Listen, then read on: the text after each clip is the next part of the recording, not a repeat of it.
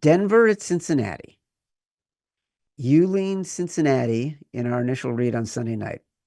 It's moving in that direction. Some places are at 3.5. The game opened at 3. I'm not sure what's driving this. Tickets are 50-50. Money is heavy on Denver.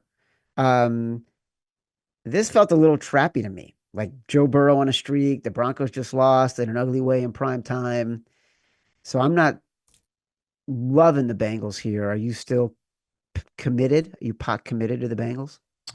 Yeah, I'd still take him at 3, and it is all about just the scenario that we know that's about to play out here. That they need to win this game. Cincinnati, Denver does not. Denver can lose this game and then play against Carson Wentz and the Chiefs the following week to pretty much decide their playoff fate. They don't need this game, so that's one right there that jumps out to me in the fact that I already have a little bit of not just reserve about how Bo Nix is going to do in this exact scenario, but this just feels like another game like just Joe Burrow won't lose. Like that he's going to somehow will his team and that, they'll win out, but they're not going to make the playoffs regardless just because of what we just talked about. Like it's lined up perfectly for this Denver team that if the Chiefs do win on Pittsburgh, this is a game that's going to really decide what I'm going to do with this one. Like if they win against Pittsburgh, not that I think they're going to rest players, right? They don't need to rest players. Denver is a young team. Everyone's going to play.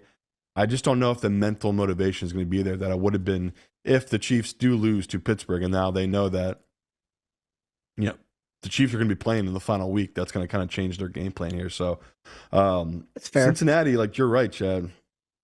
That defense getting 3.5 against anybody that's not the Cleveland Browns. Can't trust it. You cannot trust that Cincinnati team. So that to me is the key there. It won't be me in our contest because we already know we're never gonna get to 2.5. This is going up to 3.5, so that means we'll be 3.5 in our Yeah. contest. I'd much rather, if I had to make a play, I'd much rather take Denver at plus 3.5 come Saturday. But as we sit here right now with no info about what's gonna happen in that Chiefs game, I've just bet the Bengals number at -3 just because you just talked about the movement. I thought it'd go up on the Bengals side because of what we've already talked about. That this Denver team, they might not end up needing this game, and they might just take it into Week 18. But yeah, another line that you just said the money is coming in heavy on the Denver side, but to me it's going to be in a huge public play. The Cincinnati team come Saturday.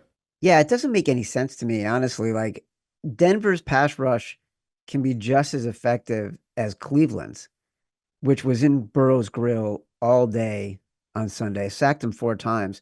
Also, it's why he looks so good. He was scrambling his way into miracles, like the play that everyone's talking about where he's throwing it while, diving. That only happens because he literally had to do pirouettes to get out of a sack and out of the pocket. Denver is just as effective rushing the passer, if not more effective than Cleveland. And they have better offensive strategy and better offensive coaching and better offensive players and a better quarterback. Cleveland like almost covered that game, right?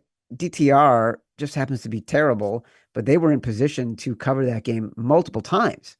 So I don't have a strong opinion on Denver covering. I just have a stronger opinion that the Bengals are a bit inflated, but I don't think it's going to make it because, like you said, we got to decide by 1 o'clock on Saturday, and we won't know enough about how Denver's going to be approaching the No. game based on the Chiefs. I like your logic there.